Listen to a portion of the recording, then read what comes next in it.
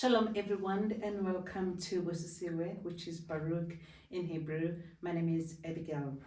Today we're going to be looking at a topic where we hear so often when we read the scripture about the messenger of Yahuwah.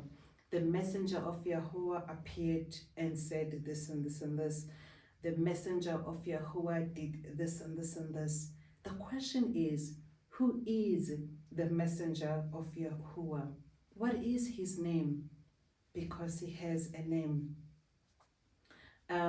Before we answer this question, I want us to re-emphasize the reading of the word from the Hebrew perspective and not an English perspective, since the word was originally written in Hebrew. Now, if we look at the book of Exodus, which is SHMUT in Hebrew.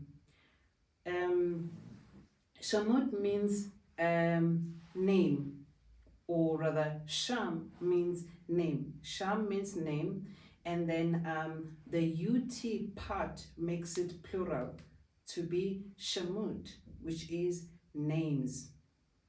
Now, then that in plural, the name is Shem, and plural would be SHMUT. Remember that Noah had 3 sons, and his sons were Shem, Shem, and Japhet. Those were the 3 sons. So Exodus in English, it actually refers to a great number of people living at the same time. But so when you look at the book of Exodus, and you read that the chapter says Exodus, what you are expecting to hear, what you expect to read about in this book is about a great number of people living, because that's what Exodus is about. You hear this term often when it talks about employment, where so many people resigned at the same time. You would hear that there was a great exodus that happened when so many people resigned or left a particular company at the same time. So that's what you would expect then when you go to the book of, from the English perspective, when you read the book of Exodus, you're expecting to hear about a great number of people living at the same time. But from the Hebrew perspective, it is actually SHMUT from the names. Now, the proper naming then of this book should be in Hebrew, even as the whole context happened within the Hebrew, and it was about the Hebrews. And how you see that the Hebrew perspective is more accurate than the English naming is that from the Hebrew perspective, as you understand now that the name of the book is supposed to be titled SHMUT, which is names. And it makes sense that this book is about names, because this whole book of SHMUT, it speaks of YSHRAL, who came as a family. He came with his family. The word tells us that he came from Canaan because there was famine in Canaan. He came to MTZRYM, or Egypt. He came as a family. And the word says about it was 70 beings that came to MTZRYM. But when they left as a nation. And after hundreds of years being in MTZRYM or being in Egypt. So this whole book talks about that whole journey from the time they came into MTZRYM or into Egypt till the time they left. And you see this in the very first chapter of the book. In fact, the very first verse of the book says, it starts by saying, and these are the names of children of YSHRAL who came to MTZRYM with YAQB, each one with his household.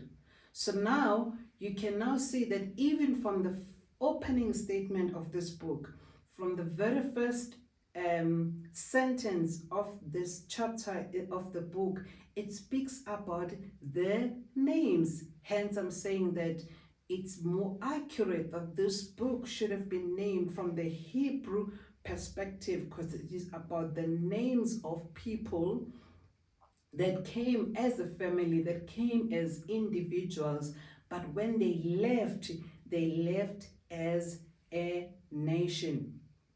And if you think about it, the English perspective robs us in that it only makes us think about when now YSHRAL or Israel were leaving Egypt after so many plagues, obviously, that Yahuwah had performed through the hand of Masha or Moses.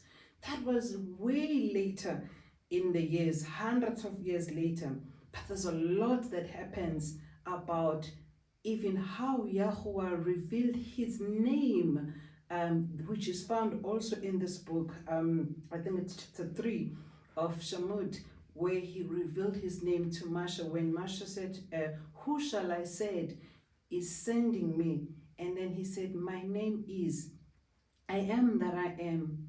And how he introduced himself as Yahuwah, being his name to Masha. So this whole book is not only about the name of YSHRAL, who came as a family and left as a nation, as a name that was known in the whole earth, but also even how Yahuwah revealed his name, revealed himself, and introduced himself, his name, to the children of YSHRAL, and in fact to the whole world.